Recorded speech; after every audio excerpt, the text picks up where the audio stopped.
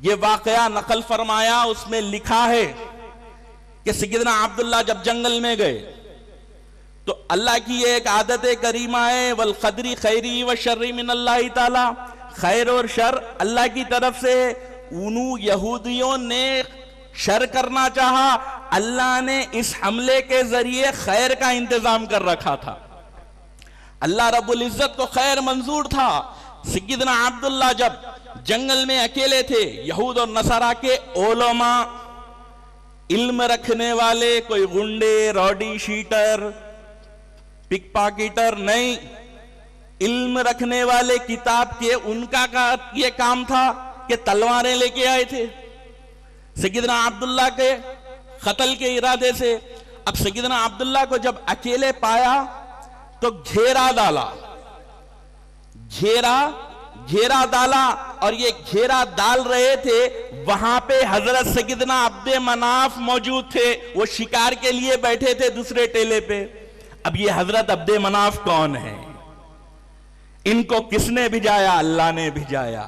یہ عبد مناف be be Amna کے والد ماجد تھے، یہ بی بی آمنہ کے والد بزرگوار ہیں۔ آپ ایک ٹیلے پہ بیٹھے شکار کے انتظار میں، جیسا دیکھا کہ عبد المطلب کے بیٹے عبداللہ اکیلے ہیں اور لوگوں نے ان کو گھیر لیا ہے، یہودوں نے ان کو مارنے کا ارادہ کیا ہے، یہ دیکھتے ہی تلوار نکالی اس خیال سے کہ میں عبد المطلب کے بیٹے کی جان بچاؤں۔ اور وہ یہ کہتے ہیں کہ وہ یہ ارادہ ہی کر رہے ہیں کہ اللہ رب العزت نے آسمانوں سے ایک نورانی مخلوق کو اتارا، آسمانوں سے ایک نورانی مخلوق اترتی ہے اور ان یہودی علماء کو، ان یہودی علم رکھنے والوں کو مار کر بھگا دیتی ہے۔ یہ دیکھنا ہی تھا حضرت سیدنا عبداللہ کی کرامت۔ حضرت عبد مناف کہنے لگے کہ یہ نوجوان کی تو شادی میری بیٹی سے ہونی چاہیے، میری بیٹی آمنہ طاہرہ مطہرہ جو اللہ کو ماننے والی سب سے نیک ہے، اس کے لیے تو یہی رشتہ سب سے مناسب ہے۔ حضرت عبد مناف نے حضرت عبداللہ کو یہ رشتہ بھیجایا، حضرت عبد المطلب کے پاس یہ رشتہ بھیجایا، کہا میری بیٹی کی یہ خصوصیات ہے آپ کے بیٹے کے لیے۔ تو پوچھنے لگے عبد المطلب کے بتاؤ کیا وجہ ہو گئی جو رشتہ بھیجایا؟ تو سارا ماجرا سنایا کہ جس لڑکے کے جس نور کو اللہ رب العزت فرشتوں سے حفاظت فرمائے، میں اس کی رشتے کا متمنی ہوں۔ تو حضور کے والدین کا رشتہ ایسے ہو رہا ہے، حضور کے والدین کا رشتہ اللہ رب العزت نے ایسے طے فرمایا کہ سیدنا عبداللہ اور بی بی آمنہ کی شادی ہو گئی، اور سرکار پاک علیہ السلام کا جو نور تھا حضرت عبداللہ سے سیدنا آمنہ کے شکم مبارک میں آ گیا۔ اب آقا کے ولادت سے پہلے کے واقعات، اب ذکر ولادت ہے تو ولادت سے پہلے کے واقعات اس طرح ہو رہے ہیں کہ سرکار، درود شریف پڑھیے، اللہم صلی علی سیدنا شفینا حبیبنا نبینا مولانا محمد وعلی آل سیدنا مولانا محمد وبارک وسلم صلاۃ وسلام علیکہ یا سیدی یا حبیبی یا رسول اللہ صلی اللہ علیہ وسلم۔ ذکر ولادت، جب سیدنا عبداللہ اور بی بی آمنہ کا نکاح ہو گیا، حضور کا نور شکم آمنہ میں تشریف فرما ہو چکا، حضور کے والد بزرگوار کچھ عرصے کے بعد انتقال ہو گیا، حضور کی ولادت باسعادت ہونی باقی ہے۔ حضرت سیدنا عبد المطلب کعبے کی حفاظت فرما رہے ہیں۔ وہ ابرہہ بادشاہ کا واقعہ میں نے اس لیے روکا کہ ابرہہ بادشاہ جب پورا معاملہ ہو گیا، حضرت عبد المطلب نے اپنی عوام سے کہا کہ میں نے تو اپنے مویشی لے لیے، تم بھی ساروں کو سمیٹ کے ٹیلے پہ چڑھ جاؤ، ہم اوپر پہاڑوں پر ٹھہر جائیں گے۔ اور کعبۃ اللہ میں دعا کر کے نکل گئے کہ یا اللہ تیرا گھر ہے، تو حفاظت فرما۔ میرے جد اعلیٰ سیدنا ابراہیم خلیل اللہ نے تجھے اس دیوار کو، اس تیرے قیام کو، تیرے گھر کو بڑی محبتوں سے محنت سے بنایا، پاک پروردگار تو اس کی حفاظت فرما۔ سارے اہل مکہ ٹیلوں پہ چڑھ گئے، پہاڑوں پر ٹھہر گئے اور دعا کرنے لگے. تبھی ابرہہ بادشاہ سارے لشکر کے ساتھ کعبۃ اللہ میں آتا ہے, کعبے کو توڑنے کی پوری کوشش کرتا ہے. اللہ رب العزت قرآن کہہ رہا ہے الم تر کیف فعل ربک باصحاب الفیل الم یجعل کیدہم فی تضلیل وترمیم بحجارۃ من سجیل. قرآن کہہ رہا ہے کہ اللہ رب العزت نے ابابیل کے ذریعے اس ابرہہ بادشاہ کے ہاتھی والے لشکر کو نیست و نابود فرما دیا. ہاتھی والے لشکر کو نیست و نابود فرما دیا. اب قرآن پڑھے تو معلوم ہوا کہ یا رب کائنات, یہ تو سارے کہتے ہیں کہ آقا علیہ السلام کی ولادت سے پہلے کا واقعہ ہے. کوئی کہتے ہیں کہ 10 دن, کوئی روایت میں ہے 25 دن, کہیں روایت میں ہے 2 سال پہلے کا واقعہ ہے. مگر اللہ رب العزت فرما رہا ہے کہ اے میرے محبوب, کیا آپ نے نہیں دیکھا کہ آپ کے رب نے ان ہاتھی والوں کا کیا حال کیا؟ ان ہاتھی والوں کا اللہ کے محبوب آپ نے نہیں دیکھا اللہ نے ان کا کیا حال کیا؟ تو حضور دنیا میں آنے سے پہلے دنیا کو دیکھ رہے تھے اور جانے کے بعد ہم غلاموں کی درود و سلام سن رہے ہیں. اب ذکر ولادت, حضور پاک علیہ السلام کی ولادت کا وقت قریب آیا.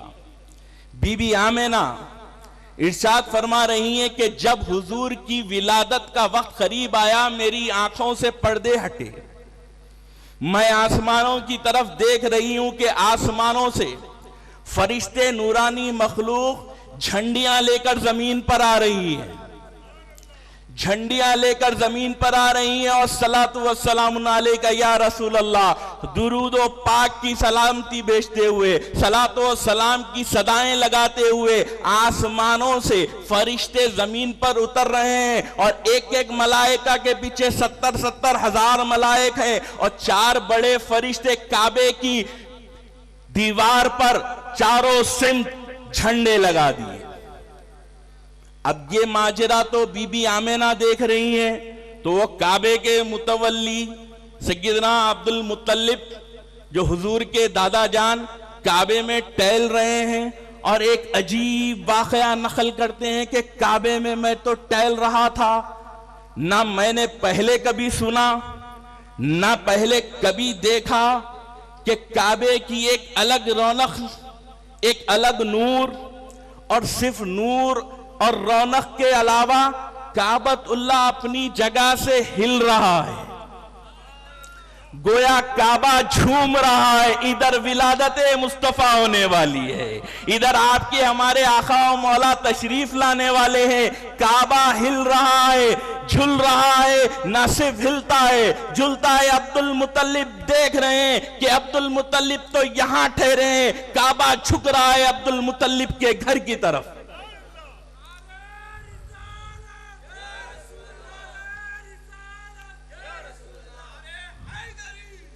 عبد المطلب آگے بڑھے اپنے گھر کی جلدی پہنچ گئے. کہا کیا ماجرا ہے بتاؤ؟ تو کہا کچھ دیر ہے, کچھ لمحات باقی ہے, حضرتنا عبداللہ کے یہاں بیٹا ہونے والا ہے, یہاں اولاد ہونے والی ہے, یہاں خوشخبری آنے والی ہے. جیسے ہی آقا دنیا میں تشریف لائے, اب ایک بات عقیدے کی, وہ عقل کے اندھوں کے لیے بھی ہے.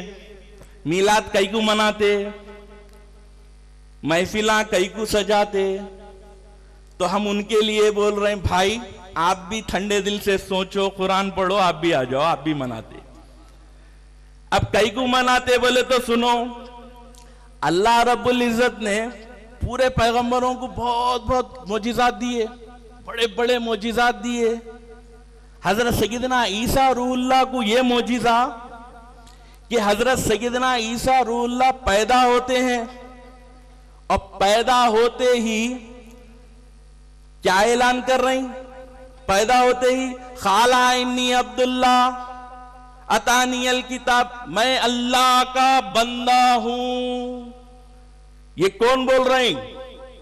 پیغمبر پیدا ہوتے ہی اپنی شناخت بتا رہے ہیں. میں اللہ کا بندہ ہوں. یہ حضرت عیسیٰ روح اللہ کا معجزہ پیدا ہوتے ہی بولے. اب ہم حاضر ہوتے ہیں یا رسول اللہ. پیدا ہوتے ہی عیسیٰ روح اللہ نے تو کہا میں اللہ کا بندہ ہوں. اور ہم بی بی آمنہ سے پوچھتے ہیں کہ رسول اکرم صلی اللہ علیہ وسلم نے کیا کیا؟ تو آپ کے ہمارے آقا و مولا پیدا ہوتے ہی سجدے میں گئے اور کہنے لگے یا ربی حبلی امتی، اے رب میری امت کو میرے حوالے کر دے، اے رب میری امت کو میرے حوالے کر دے. اب جس آقا نے ولادت کے ساتھ امت کو یاد کیا، امت نے بھی قسم کھا لی کہ زندگی بھر میرے آقا ہم آپ کی ولادت کو یاد رکھیں گے.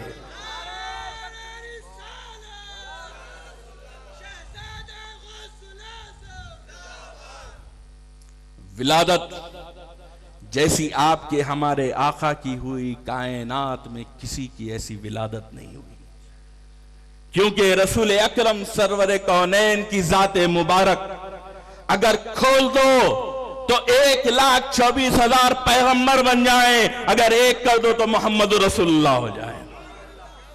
سارے پیغمبر رسولوں کے امام ہیں، آپ کے ہمارے آقا ہیں.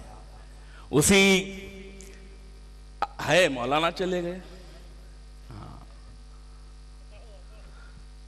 نہیں میں ان سے وعدہ کرانا بھائی ذکر رسول کے اسٹیج پہ، اب انہوں آئے جب تک بولیں گے.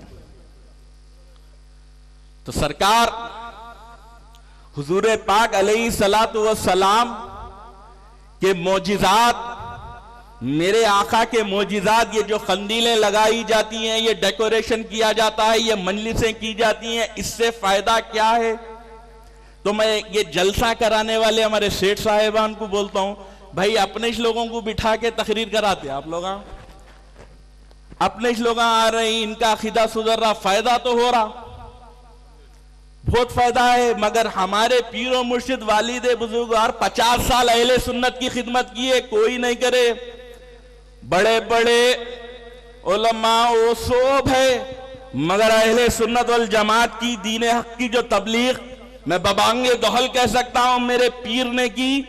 سارا ہندوستان پھر کے کرتے تھے، کوئی جگہ کوئی علاقہ نہیں چھوڑا جہاں دین کی خدمت اہل سنت کی خدمت نہیں کی. حضرت کے انتقال کے بعد ہم ایک نیا رنگ دیکھے، بولے ایک ایسے بلٹوں میں ناڑے یہ وہ چھینا دکھ رہے ہیں. ادھر کے ہمارے دوسرے بھائیاں پرسا دینے آئے، بیٹھ کے رو رہے ہیں، ہمارے پیر چلے گئے، ہمارے سرکار چلے گئے، ہمارے کو ایمان دینے والے چلے گئے. میں پریشان، بھائی آپ لوگ کیسا؟ تو بولے حضرت کے جب جہاں روڈوں پہ جلسے ہوتے تھے نا، ہم دور موٹر سائیکل رکھ کے سنا کرتے تھے، اور ان کی تقریر میں سرکار سیدنا محمد رسول اللہ صلی اللہ علیہ وسلم کی محبت ہمارے دل میں آ گئی. 1 سال آئی، 2 سال آئی، 3 سال آئی، 4تھے سال ہم آ کے ان کے پاس کلمہ پڑھ لیے. تو یہ جو جلسہ کرانے والے ہیں خوش نصیب ہیں کہ آپ ذریعہ بن رہے ہیں کہ جو خوش عقیدہ ہے اس کا عقیدہ سدھر رہا، بڑھ رہا، اور جو کنفیوز ہے انہیں سدھر رہا، اور جو ادھر کا ہے ادھر آ رہا.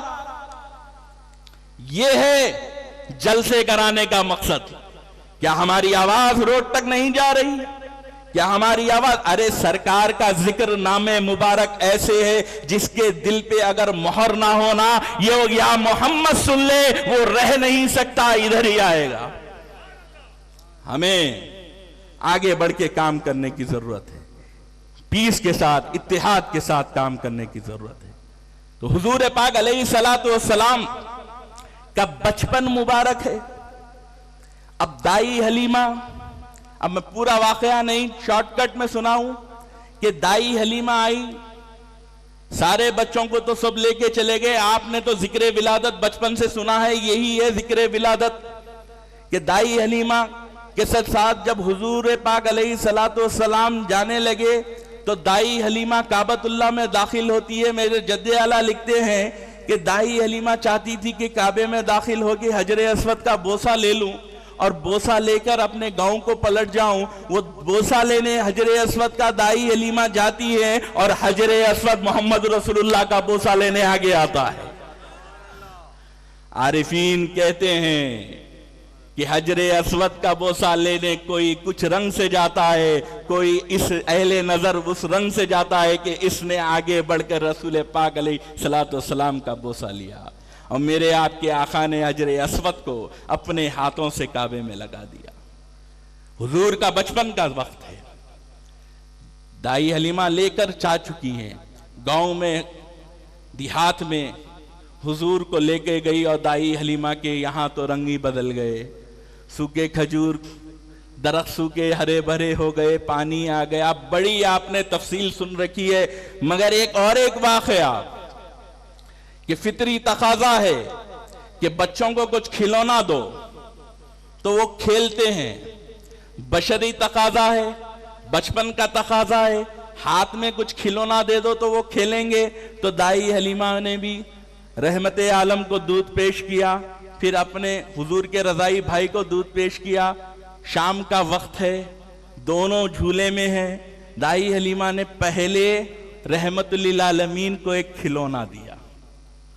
دائی حلیمہ نے آپ کے ہمارے آقا کو ایک کھلونا دیا، وہ کھلونا ایک ہی تھا، یہ رحمت للعالمین نے، آقا نے اپنی نازک انگلیوں سے اس کھلونے کو ہٹا دیا۔ آقا نے اس کھلونے کو اپنے بھائی کی جانب ہٹا دیا، اور دائی حلیمہ سمجھ گئی کہ اب کچھ ماجرا ہونے والا ہے، یہ تو کوئی خاص معاملہ ہے کہ اپنے بھائی کو دے دیا، اب یہ کیا کرنے والے ہیں۔ وہ وہیں بیٹھ گئی اور تکنے لگی تو سرکار رحمت للعالمین آپ کے ہمارے آقا اپنی نورانی انگلیوں کو، چھوٹی چھوٹی انگلیوں کو، نورانی انگلیوں کو جنبش دینے لگے، ایسے ایسے ہاتھ ہلانے لگے۔ دائی حلیمہ دیکھتی ہیں انگلیاں ہل رہی ہیں، ان کے آنگن میں ایک روشنی آتی ہے، آنگن سے روشنی جاتی ہے۔ وہ جب باہر نکل کے دیکھی تو دیکھتی ہیں کہ جہاں جہاں محمد رسول اللہ کے انگلیاں ہل رہے ہیں وہاں چاند آنگن میں آ رہا ہے، جا رہا ہے۔ یہ ہے اختیار رسول۔ 40 سال میں تو اعلان نبوت ہے، اور 23 سالہ زندگی مولانا بہت بول کے گئے، وہ سیرت کی پہلو ہے، اس کو چھوڑنا نہیں ہے۔ بغیر عمل کے تو کوئی ولی بھی نہیں بولے جنت میں جاتے، بغیر نماز کے کوئی بولے، کوئی گارنٹی دیے، بغیر روزے کے، ارے جو ولیوں کا چاہنے والا ہے اس سے نماز چھوٹتیش نہیں، جو اولیاء کا چاہنے والا ہے، جو حضور کا سچا غلام ہے، نہ انہیں زکوٰۃ میں ڈنڈی مار سکتا، نہ مولانا کو شکایت ہوتی آپ کے سیٹ صاحب نہیں بھیجائے، نہیں، سیٹ صاحب زیادہ بھیجاتے، کیونکہ سیٹ صاحب کوئی قادری، چشتی، سہروردی، رفائی ہے، اسی لیے سلسلوں کو پکڑتے ہیں کہ یا رب کائنات ہمیں استقامت اور دے کہ ہمارے پاس فرائض میں کبھی کوئی کوتاہی نہ ہو، کبھی کوئی فرائض میں کوتاہی نہ ہو۔ تو اہل سلسلہ ہیں جو حضور کے سچے غلام ہیں، وہ کبھی بے نمازی نہیں ہو سکتے، جو حضور کے غلام ہیں وہ ڈرنے والے نہیں ہو سکتے۔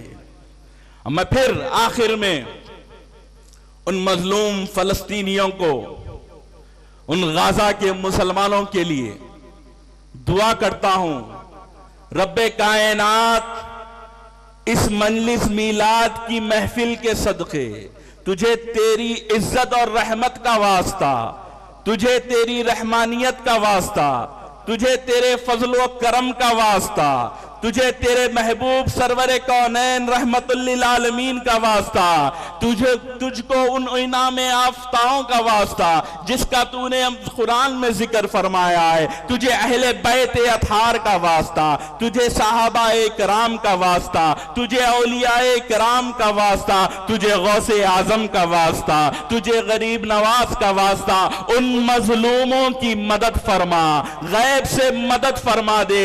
اے پاک پروردگار پروردگار تو نے مسجد حرام کو بچانے کے لیے ابابیل بھیجے تھے، مصطفیٰ جان رحمت کے غلاموں کے گھروں کو بچانے کے لیے بھی کچھ انتظام فرما دے، تیری شان قدرت کے نمونے پیش فرما دے، ہم پہ فضل فرما، ہم پہ کرم فرما، جو کہا گیا ہے بولا گیا ہے اس میں کچھ لغزش ہو گئی ہو، کچھ غلطی ہو گئی تو پاک پروردگار معاف فرما دے، ہماری عمروں میں برکت عطا فرما، ہمیں درود پڑھنے والا بنا، ہمیں سلام پڑھنے والا بنا، ہمیں آقا علیہ السلام کی سنتوں پہ چلنے والا بنا، اے پاک پروردگار ہمارے ملک میں امن عطا فرما، فضل فرما، کرم فرما، والحمدللہ رب العالمین۔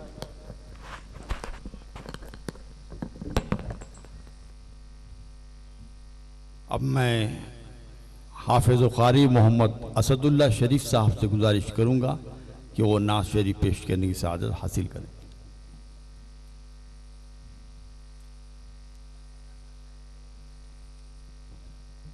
السلام علیکم ورحمۃ اللہ وبرکاتہ۔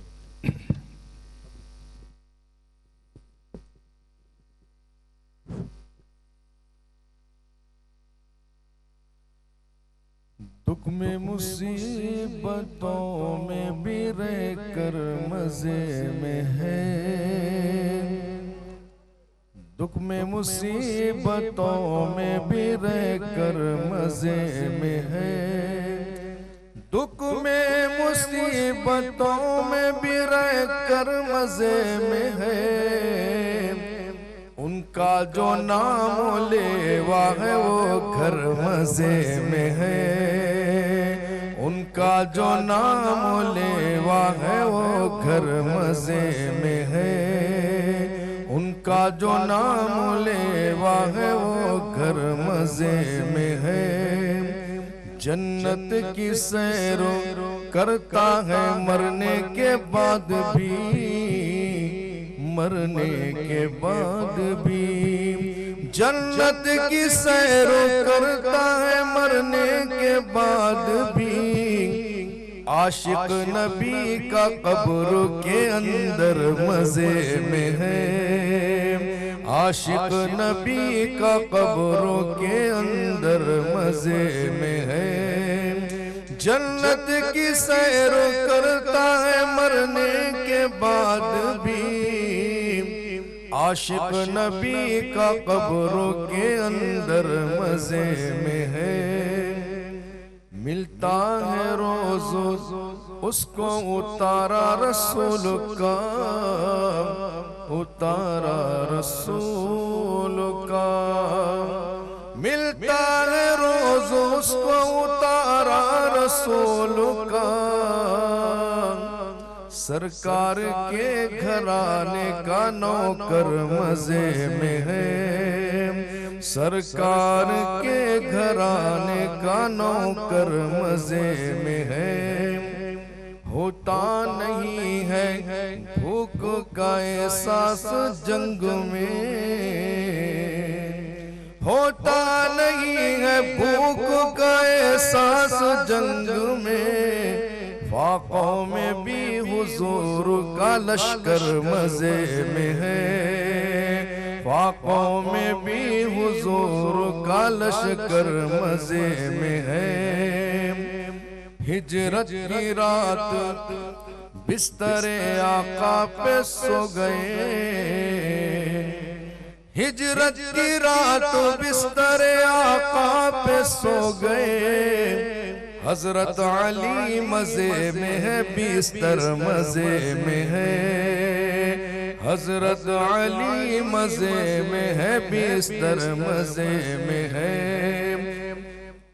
ہجرت کی رات بستر آقا پہ سو گئے، حضرت علی مزے میں ہے بستر مزے میں ہے، ان کا جو نام لیوا ہے وہ گھر مزے میں ہے۔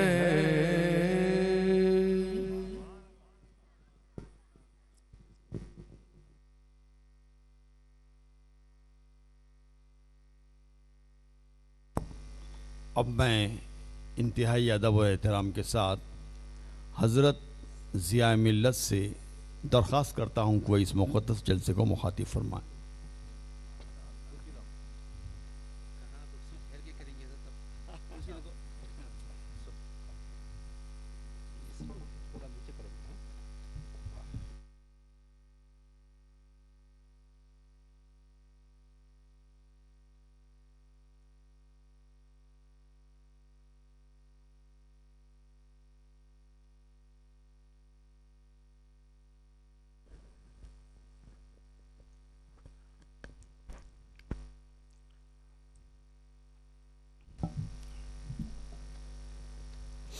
السلام علیکم ورحمۃ اللہ وبرکاتہ۔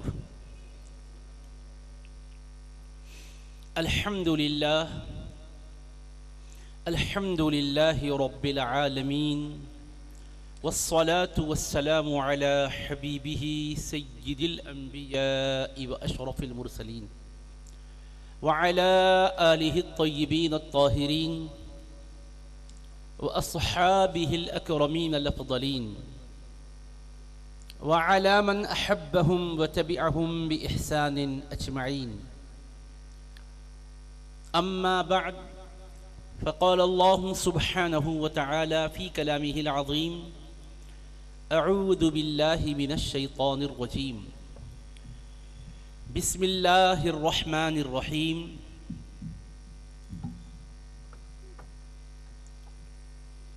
قل يا أيها الناس إني رسول الله إليكم جميعا.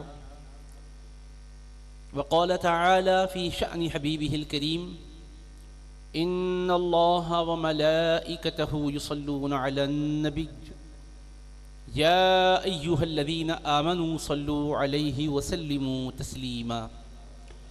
اللهم صل على سيدنا محمد وعلى آله وصحبه افضل صلواتک وعدد معلوماتک وبارک وسلم.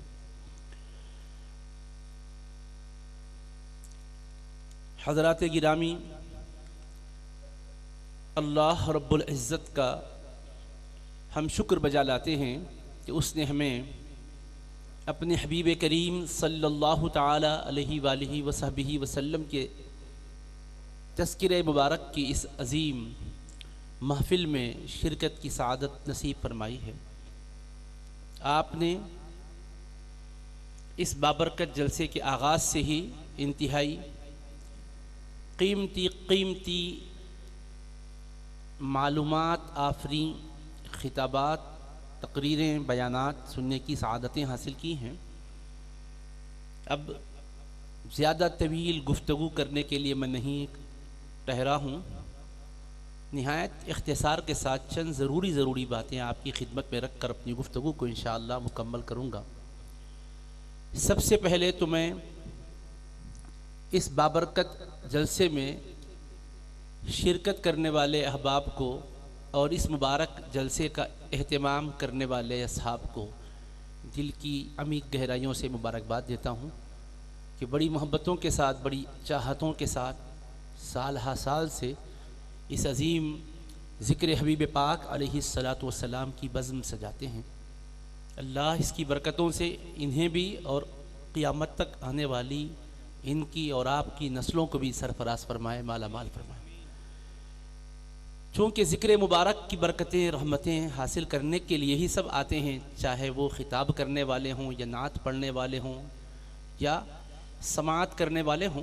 اس لیے آداب میں بھی یہ بات ہے کہ دلوں کو جوڑنے کے لیے ظاہری طور پر آپ کا اپنے احباب کا ایک ساتھ جوڑ کے ساتھ بیٹھنا زیادہ مددگار ہوتا ہے۔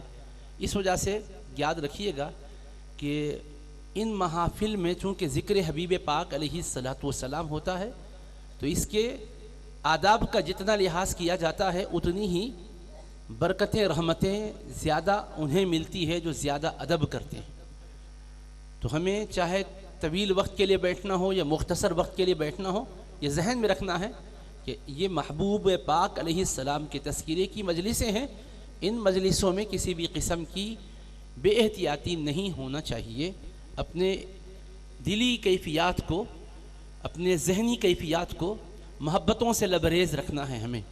حبیب پاک علیہ الصلاۃ والسلام کا اللہ رب العزت نے اتنا بلند و بالا مقام رکھا ہے کہ صرف تھوڑی سی آواز حبیب پاک کے دربار اقدس میں بلند ہو جاتی ہے تو اتنی سنگین سزا اللہ نے اس کی مقرر کی ہے کہ انسان کی زندگی بھر کے نیک اعمال ضائع ہو جاتے ہیں، اس کی حسنات کی پونجی غارت ہو جاتی ہے۔ گستاخیاں اور بے ادبیوں کا کیا حال ہوگا؟ صرف آواز اونچی ہو جاتی ہے تو اتنی بڑی سزا ہے۔ اللہ رب العزت فرما رہا ہے یا ایھا الذین آمنوا لا ترفعوا اصواتکم فوق صوت النبی ولا تجہروا له بالقول کجہر بعضکم لبعض ان تحبط اعمالکم وانتم لا تشعرون۔ اے ایمان والو، تم اپنی آوازیں نبی کریم صلی اللہ علیہ وسلم کی آواز مبارک پر اونچی نہ کرو اور ان کی خدمت میں بلند آواز سے بات نہ کرو جیسا تم ایک دوسرے کے سامنے بلند آواز سے بولا کرتے ہو، کہ کہیں تمہارے اعمال اکارت نہ ہو جائیں اور تمہیں پتہ بھی نہ چلے۔ اب آپ سوچیں دل دکھانے والی باتوں کا کتنا خطرناک وبال ہوگا، اذیتیں پہنچانے والے کاموں کا کتنا سخت وبال ہوگا۔ صرف آواز اونچی ہونے پر یہ سزا بتائی جا رہی ہے۔ سیدی شیخ الاسلام بانی جامع نظامیہ رحمۃ اللہ علیہ فرماتے ہیں کہ اللہ صرف اتنی سی چھوٹی سی بات پر اتنی خطرناک سزا کیوں مقرر کیا ہے کہ اس کے بندوں کی ساری زندگی کی نیکیاں برباد کر دی جا رہی ہے صرف اس غلطی پر۔ جو فرماتے ہیں کہ حضور علیہ الصلاۃ والسلام چونکہ رحمت للعالمین ہیں، کمال رافت کے پیکر ہیں، غیر معمولی اخلاق عظیمہ آپ کے در دولت سے بندوں کو ملتے ہیں، صبر، حلم، عفو آپ کی صفات جلیلہ میں سے ہیں۔ جانی دشمنوں کو بھی حبیب پاک علیہ الصلاۃ والسلام قبائیں دے رہے ہیں، جنہوں نے آپ پر حملے کیے اور جنہوں نے آپ کے دندان اقدس کو شہید کیا، چہرے انور کو زخمی کیا، جنہوں نے پتھروں کی برسات کی اور زخموں سے قدمے میں کریمین لہو لہان ہو گئے، ان کے لیے بھی حبیب پاک دعائیہ کلمات فرما رہے ہیں۔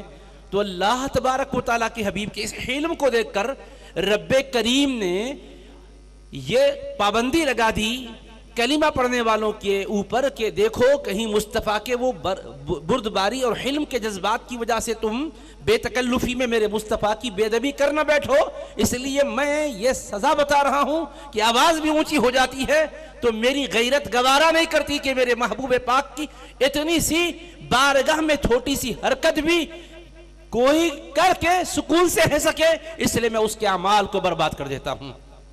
دربار کی عظمت اور جلالت کیا ہے اللہ سمجھا رہا ہے، مقام مصطفیٰ کیا ہے بتا رہا ہے۔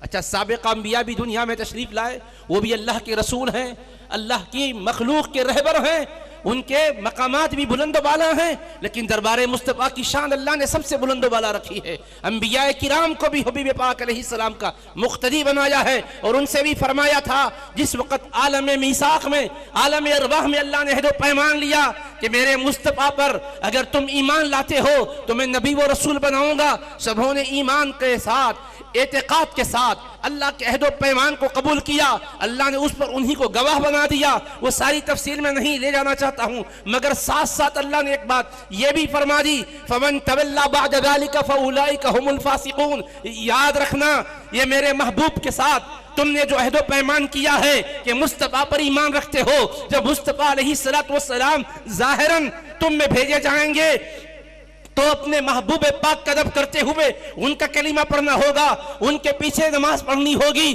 سبوں نے قول و قرار کو لے لیا، عہد و پیمان کو قبول کیا تو فرمایا جو اس کے بعد پھر جائے گا وہ نبی و رسول رہنا تو بڑی بات ہے، اس کو فاسقوں کے زمرے میں شامل کروں گا۔ حالانکہ اللہ کسی کو نبی بنانے کے بعد اس کی نبوت کو چھینا نہیں ہے، رسول بنانے کے بعد رسالت کو چھینا نہیں ہے، مگر جب بات اپنے حبیب کی آئی تو فرمایا یہ میرے مصطفیٰ کا دربار ہے، اے نبیو تمہیں نبوت دے رہا ہوں، اے رسولو تمہیں رسالت دے رہا ہوں، مگر میرے محبوب کی بارگاہ سے اگر کسی قسم کی بے اعتنائی برتی گئی تو نہ نبوت رہے گی نہ رسالت رہے گی۔ اب اندازہ کرو نبیوں میں مصطفیٰ کا یہ مقام ہے، رسولوں میں مصطفیٰ کا یہ درجہ ہے کہ ان کو بھی پابند کر دیا ہے کہ میرے حبیب کا دل دکھنے نہ پائے، میرے حبیب کے ساتھ کیے ہوئے قول و قرار سے کوئی مکر نہ پائے۔ تو نبیوں سے جب یہ فرما رہا ہے تو پھر عام لوگوں کے ساتھ اللہ پاک کی کیا سخت تاکیدات ہوگی اندازہ کر سکتے ہیں میرے دوستو۔ کیسے محبوب کے ہم امتی ہیں کہ جن کا ادب نبیوں پر بھی لازم کر دیا گیا، رسولوں پر بھی لازم کر دیا گیا۔ اور پھر یا ایھا الذین آمنو کہہ کر آواز اونچی کرنے سے جن کو روکا گیا وہ کون تھے؟ جن کے درمیان قرآن نازل ہوا ہے وہ مصطفیٰ کے صحابہ ہیں، مصطفیٰ کے اہل بیت اطہار ہیں۔ اللہ فرما رہا ہے اے میرے مصطفیٰ کا کلمہ پڑھنے والو، تم نے بڑی قربانیاں دی ہے، تمہاری قربانیوں سے دین آگے بڑھا ہے، تمہاری قربانیوں کی وجہ سے لوگ دائرہ اسلام میں آئے ہیں، تم نے میرے کعبے کو اپنی جبینوں سے سجایا ہے، تم نے میرے قرآن کو اپنے سینوں میں بسایا ہے، لیکن یاد رکھنا یہ میرے حبیب ہیں جنہوں نے تمہیں دین و ایمان دیا ہے، ان کے دربار میں اگر تم سے بھی اتنی جرأت ہو جائے کہ میرے حبیب کی آواز سے تمہاری آواز اونچی ہو جائے، یا کیسے میرے حبیب خاموش رہے، تم بول رہے ہو، عرض کر رہے ہو تو کہیں آواز اونچی ہو جائے گی، زور زور سے بولو گے جیسے ایک دوسرے سے بولا کرتے ہو تو تمہارے سجدے دیکھے نہیں جائیں گے، تمہاری قربانیاں دیکھی نہیں جائیں گی، تمہاری عبادتیں دیکھی نہیں جائیں گی، تمہارے دین کے کام نہیں دیکھے جائیں گے۔ اس ایک بے باکی کی سزا یہ ہوگی کہ سارے کے سارے اعمال غارت کر دیے جائیں گے۔ اب اندازہ کرو صحابہ سے یہ خطاب، نبیوں سے یہ خطاب، تو قیامت تک آنے والے ہم جیسے گداگروں کا کیا عالم ہوگا۔ اس لیے ہمیشہ دربار مصطفیٰ میں ادب کو ملحوظ رکھنا ضروری ہے۔ حبیب پاک ہیں، ان کے شہید صحابہ کو دیکھو، ان کی آل پاک کو دیکھو، ان کے گھرانے والوں کو دیکھو، انہوں نے کیسا ادب کیا۔ دو تین مثالیں دے کر میں بات کو ختم کرتا ہوں۔ حضرت عباس کون ہیں؟ حضور پاک کے چچا جان ہیں۔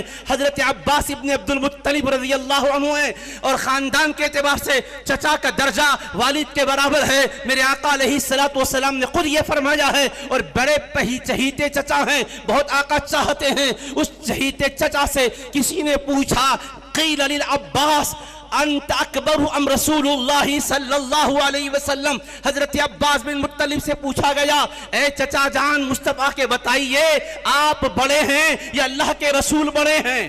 دیکھو پوچھنے والا کوئی کافر نہیں تھا بلکہ مسلمان تھا۔ بعد کے دور میں آنے والا اپنے نبی کے چچا کی عمر نبی سے زائد ہے یا کم یہ پوچھنا چاہ رہا تھا، لیکن اس نے لفظ کیا استعمال کیا؟ اکبر کا استعمال کیا۔ آپ اکبر یعنی بڑے ہیں یا رسول اللہ صلی اللہ علیہ وسلم بڑے ہیں؟ تو چچا نے جواب میں کیا کہا؟ ہوا اکبر منی وانا ولدت قبلہ، سنو وہی مصطفیٰ مجھ سے بڑے ہیں، البتہ میری ولادت پہلے ہوئی ہے۔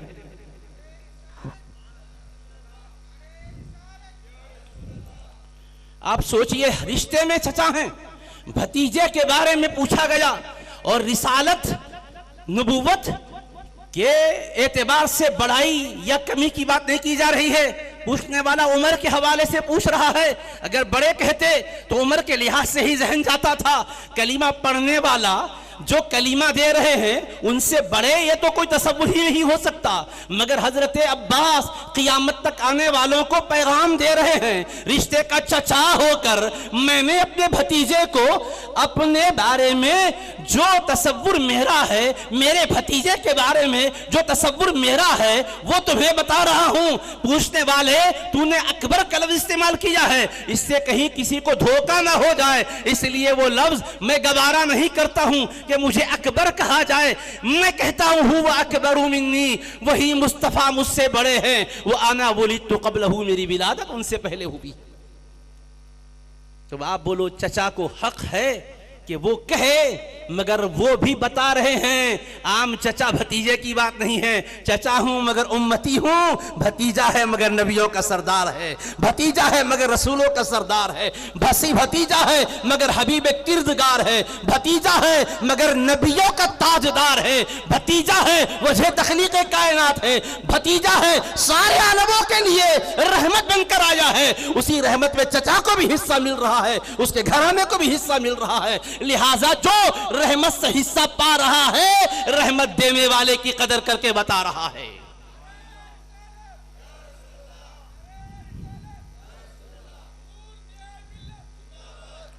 تو رشتے کے اعتبار سے چچا ہیں، لیکن آپ وہم کو پیدا ہونے والا جو لفظ ہوتا ہے وہ بھی استعمال کرنے کی اجازت نہیں دے رہے ہیں، وہم پیدا کرنے والے لفظ کی اجازت نہیں دے رہے ہیں۔ उन्होंने पूछने वाले ने क्या पूछा था, अंत अकबरु अम रसूलुल्लाह सल्लल्लाहु अलैहि वसल्लम, आप बड़े हो कि रसूल बड़े हैं?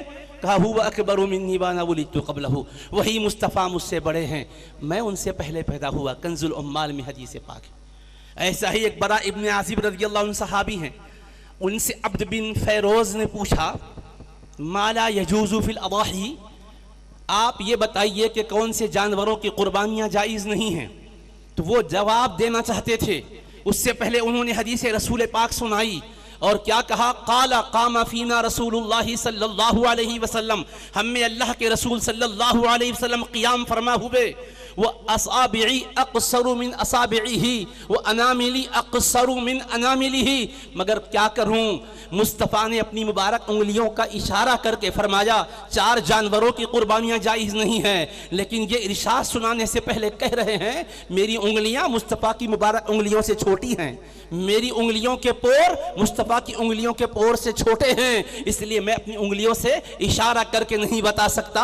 आका जब ये फरमाए तो अपनी उंगलियों से इशारा करके फरमाए कि 4 उंगलियों का इशारा बताते हुए फरमाए 4 जानवरों की कुर्बानियाँ जायज़ नहीं है। मैं यहाँ सय्यदी शेखुल इस्लाम बानी जामे निज़ामिया का लिखा हुआ नुक्ता अब तक पहुँचा रहा हूँ। वो इरशाद फरमाते हैं कि सहाबी सिर्फ अगर इशारा करके अपनी उंगलियों से बताते या ऐसा हुजूर ने इशारा करके समझाया था तो कोई बराबरी का ख्याल तो नहीं आता था, क्योंकि वहाँ उंगलियों से इशारा करके बताने में तादाद का तायुन मकसूद है, कोई बेदबी का वहां ख्याल नहीं आ सकता था।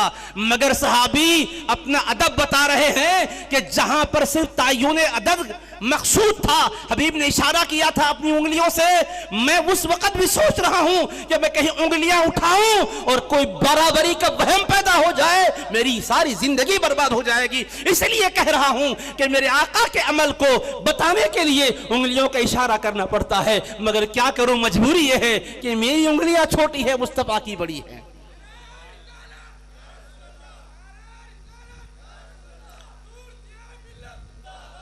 सुनन अबू दाऊद में हदीस पाक है, उम्मत को सिखा रहे हैं नबी पाक अलैहिस्सलाम के बारे में, बोलो तो अदब से बोलो, कहो तो अदब से कहो, सोचो तो अदब से सोचो।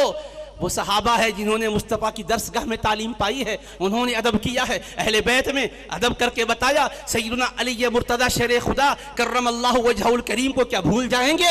हज़रत नबी पाक अलैहिस्सलाम हुदैबिया के मौके पर सुलह की बात आई तो हज़रत अली मुर्तज़ा से फरमाया कि सुलहनामा लिखो। दुश्मनों के मुस्तफ़ा के दरमियान में सुलहनामा जो लिखवाया जा रहा है उसको हज़रत अली मुर्तज़ा लिख रहे हैं, उसमें एक लफ्ज़ था मुहम्मदुर रसूलुल्लाह। ये वो सुलहनामा है जिसको मोहम्मदुर रसूलुल्लाह सल्लल्लाहु अलैहि वसल्लम ने मंजूरी अता की है। जब ये लिखवाया तो कुफ्फार कहने लगे रसूलुल्लाह आपको मानते तो हम लड़ाई के लिए क्यों खड़े होते, रास्ता क्यों रोकते, इसलिए रसूलुल्लाह मिटा दिया जाए। हम आपको मोहम्मद बिन अब्दुल्लाह मानते हैं, मोहम्मदुर रसूलुल्लाह नहीं मानते। तो मुस्तफ़ा ने हज़रत अली मुर्तज़ा से फरमाया जिन्होंने लिखा था ए अली इसको मिटा दो, तो अली मुर्तज़ा का अदब देखो। मुस्तफ़ा के वो चचा अब्बास का तो तुमने अदब देखा है, अब हुजूर के चचा के भाई हैं, दामाद हैं, हसनैन करीमैन के अब्बा जान है, सय्यदे कायनात के शौहरे नामदार है और मदीना शहर मुस्तफ़ा के मदीना इल्म मुस्तफ़ा का हसीन दरवाजा है और उम्मत को बता रहे हैं अदब हमसे सीखो, हमारा तरीके अदब देखो। मुस्तफ़ा का नाम हम लिख चुके थे, अब हबीब फरमारे मिटा दीजिए।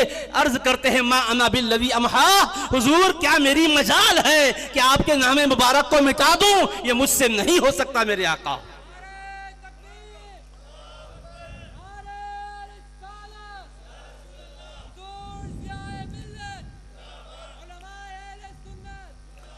तो हजरत सैयदना हैदर कर्रार बता रहे हैं जरा हमसे इल्म भी सीखो, अदब भी सीखो। सिर्फ दीन को तुम अहकाम के तौर पे सीखोगे तो काफी नहीं है, अहकाम के साथ आदाब भी सीखो। हम अदब कैसे कर रहे हैं मुस्तफ़ा का, उनका नाम मुबारक लिखा था उन्हीं के हुक्म पर, मिटाना भी उन्हीं के हुक्म से है। उन्होंने लिखवाया तो हमने लिखा, वो मिटवाने के लिए कह रहे हैं तो मिटने के लिए हम राजी नहीं हो रहे। क्यों? इसलिए कि रसूल के लफ्ज को मिटे ये हम गुलामों के बस की बात नहीं है। ہے ہم نے مصطفیٰ کو رسول دل سے مانا ہے, ہم نے زبان سے اقرار کیا ہے, ہاتھ سے لکھا ہے, اب اس رسول کے لفظ کو مٹائیں ہمارا ادب گوارا نہیں کر سکتا. ادب کر کے انہوں نے بتایا, حبیب نے ان کے ادب کو قبول کر کے درجہ ان کا بڑھا دیا. تو ادب سے درجے بلند ہوتے ہیں, ادب سے رب کی رحمتیں برستی ہے. انہوں نے ادب آقا کا کر کے بتایا. اے میرے عزیزو, حضرت علی مرتضیٰ سے پوچھا گیا کیف کان حبکم لرسول اللہ صلی اللہ علیہ وسلم, اے علی مرتضیٰ ہم آپ سے پوچھنا چاہتے ہیں, صحابہ کرام حضور کو چاہتے ہیں, تم گھر والے کیسا چاہتے ہو؟ آپ تو داماد ہو, دامادی کے رشتے میں کبھی کبھی بے تکلفی بھی ہو جاتی ہے, کبھی ناز کا پہلو بھی آ جاتا ہے. آپ کو معلوم ہے علامہ کا بھی داماد ہوگا, پیر کا بھی داماد ہوگا, تو داماد کے نخرے اس پیر کو بھی سہنے ہوں گے, استاذ کو بھی سہنے ہوں گے. دامادی کے ساتھ ایک ناز نخرے کا مزاج بن جاتا ہے. پوچھنے والے نے پوچھا, صحابہ کی محبتیں تو ہم پوچھ رہے ہیں, ذرا ہم اہل بیت سے بھی پوچھتے ہیں, داماد سے بھی پوچھتے ہیں, آپ مصطفیٰ کو کس طرح چاہتے ہو؟ کیف کان حبکم لرسول اللہ صلی اللہ علیہ وسلم, اے علی مرتضیٰ آپ لوگ بتاؤ آپ مصطفیٰ کو کیسے چاہتے ہو؟ مصطفیٰ کی آپ کے ساتھ محبت تو ہم نے دیکھا ہے, ذرا آپ کی محبت بھی دیکھنا چاہتے ہیں, ہمیں سمجھائیے آپ لوگ کیسا چاہتے ہو؟ تو علی مرتضیٰ کہنے لگے کان واللہ احب الینا من اموالنا واولادنا وآبائنا وامہاتنا ومن الماء البارد علی الظمأ. اے پوچھتے والوں, ہم داماد ہیں مصطفیٰ کے, ہم خاندان مصطفیٰ میں ہیں, مصطفیٰ علیہ السلام کو ہم کیسے چاہتے ہیں پوچھ رہے ہو تو سنو.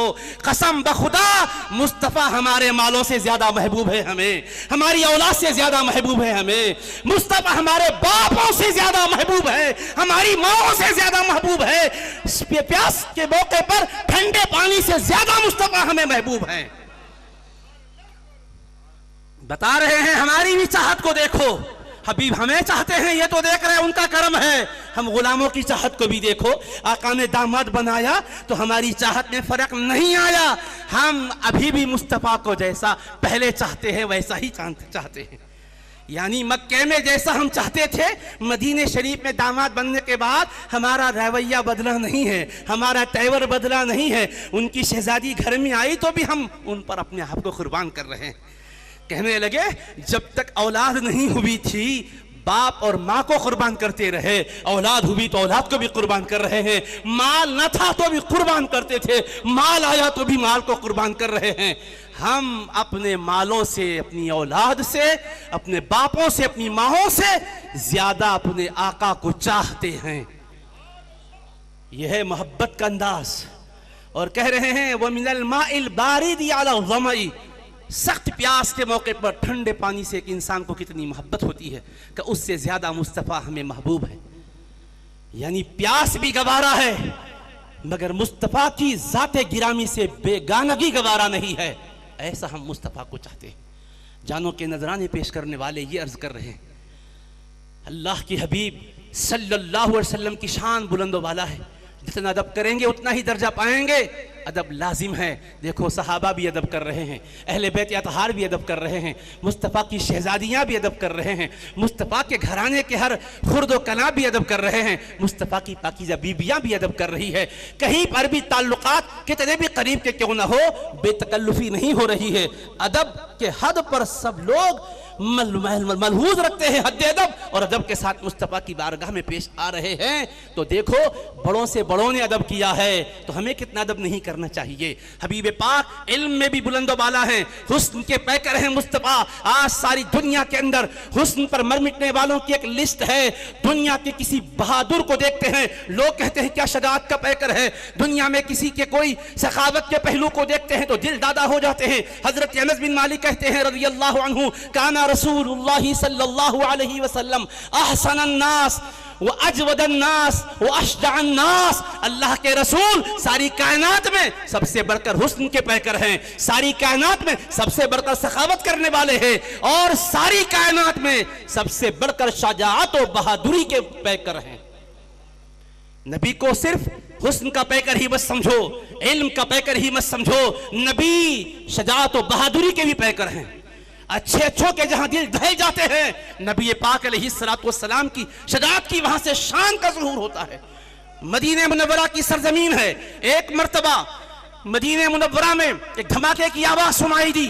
گھبراہٹ پھیل گئی کہ یہ آواز کہاں سے آئی ہے، کس دشمن کی طرف سے حملہ ہونے والا ہے، تو صحابہ کرام کہتے ہیں کہ اس آواز کی وجہ سے مدینے والے گھبراہٹ میں مبتلا ہو کر آواز کدھر سے آ رہی ہے پتہ لگانے کے لیے نکل پڑے۔ جب صحابہ نکل پڑے تو کیا دیکھتے ہیں کہ اللہ کے رسول ان سے پہلے ہی جا چکے تھے اور واپس آ رہے ہیں اور صحابہ سے فرما رہے ہیں لم تراؤ، گھبراؤ نہیں، لم تراؤ، گھبراؤ نہیں، جدھر سے آواز آئی میں خود اکیلا پہنچ گیا اور دیکھ کر آیا ہوں، خطرہ نہیں ہے، فکر مت کرو، آرام سے رہو۔ کیا شجاعت ہے مصطفیٰ کی، کیا بہادری ہے مصطفیٰ کی۔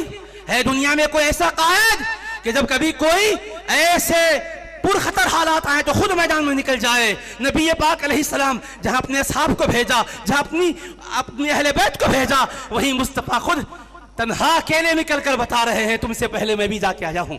کہیں یہ نہ سمجھنا کہ میں صرف دین کے احکام ہی بتا رہا ہوں، وقت آئے تو تنہا بھی میدان میں جا رہا ہوں۔ اور کس پہ گئے مصطفیٰ سوار ہو کر؟ ابو طلحہ ایک صحابی ہے، ان کا گھوڑا تھا، اس گھوڑے پر حضور سوار ہو گئے۔ زین کسی بھی نہیں تھی، اس کی ننگی پشت تھی، کچھ اس پر زین بھی رکھی بھی نہیں ہے، کوئی چیز رکھی بھی نہیں ہے، بچھی بھی نہیں ہے، اسی پر بیٹھ گئے۔ اور سب سے سست گھوڑا تھا، چلتا نہیں تھا وہ۔ حدیث میں آیا ہے لا وہ یبتو، اس کا حال یہ تھا کہ سستی کی وجہ سے مشہور تھا کہ یہ تیز چلتا ہی نہیں ہے، مگر مصطفیٰ اس پر سوار ہو گئے تو وہ رکتا ہی نہیں ہے، چل رہا ہے تو چلتا ہی چلا جا رہا ہے۔ آقا واپس آ کر فرماتے ہیں اے ابو طلحہ تمہارے گھوڑے کو کون سست کہتا ہے؟ میں نے تو اس کو سمندر جیسا پایا ہے۔ پتا چلا حضور پہلے تو سست تھا مگر آپ بیٹھ گئے تو اس کی تقدیر بدل گئی۔ جس مصطفیٰ کے قدم مبارک کی یہ شان کہ سست گھوڑے میں بہادری آ جائے، وہ مصطفیٰ کی خود بہادری کی شان کیا رہی ہوگی سوچئے۔ ایسے ہمارے آقا ہیں، گھوڑے پر سوار ہو کر تشریف لے گئے اور صحابہ سے پہلے حضور حقیقت حال کو معلوم کر کے آئے اور فرمانے لگے لم تراؤ، لم تراؤ، گھبراؤ نہیں، گھبراؤ نہیں۔ دھماکے کی آواز جو آئی تھی کوئی خطرے کی وہاں بات نہیں ہے، اطمینان سے تم میرے شہر پاک میں رہو، امن سے رہو۔ ایسے حبیب ہر چیز میں مصطفیٰ علیہ السلام اپنے پاکیزہ احوال سے امت کو روشنی دے رہے ہیں۔ اللہ سے دعا ہے کہ حبیب پاک علیہ السلام کا ادب کرنے والا ہمیں بنائے، آقا کی تعلیم پر چلنے والا بنائے، ہماری دنیا اور آخرت کو سنوار دے۔ اے اللہ تیرے حبیب پاک علیہ السلام کے ذکر مبارک کی برکتوں سے ہماری زندگیوں میں اے اللہ برکتیں عطا فرما۔ اے اللہ ہماری زندگیوں میں پاکیزگی عطا فرما۔ اے اللہ جو فلسطین کے مسلمانوں پر نازک وقت آیا ہوا ہے تو غیب سے مدد فرما۔ اے اللہ ان کے دست و بازو میں قوت عطا فرما۔ اے اللہ انہیں کامیابی و نصرت عطا فرما۔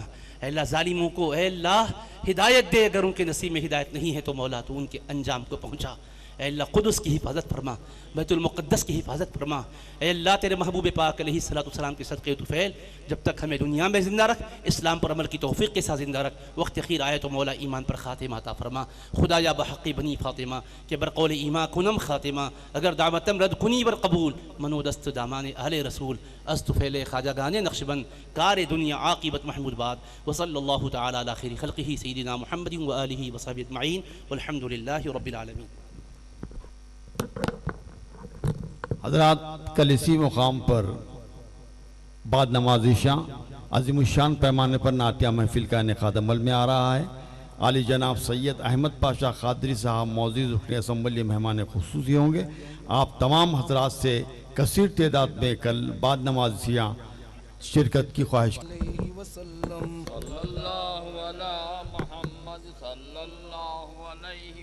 صلی اللہ علی محمد صلی اللہ علیہ وسلم۔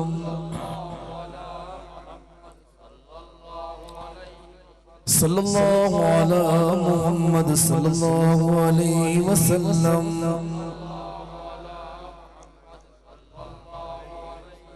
یا نبی سلام علیکہ، یا رسول سلام علیکہ، یا حبیب سلام علیکہ، صلوات اللہ علیکہ، یا نبی سلام علیکہ، یا رسول سلام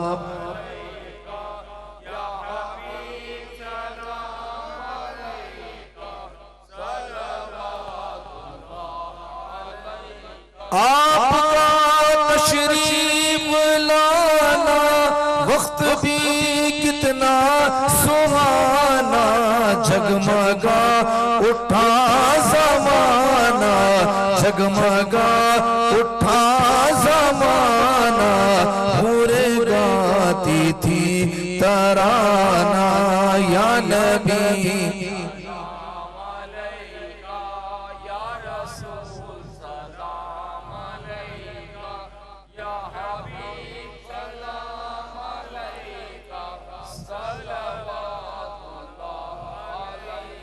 دکھ بھرے نالوں کا صدقہ، ناز کے پالوں کا صدقہ، دکھ بھرے نالوں کا صدقہ، ناز کے پالوں کا صدقہ، کربلا والوں کا صدقہ، کربلا والوں کا صدقہ، بھیک دو لالوں کا صدقہ، یا نبی سلام علیکہ، یا رسول سلام علیکہ، یا حبیب سلام علیکہ، صلوات اللہ علیکہ۔ ربنا تقبل منا الفاتحة۔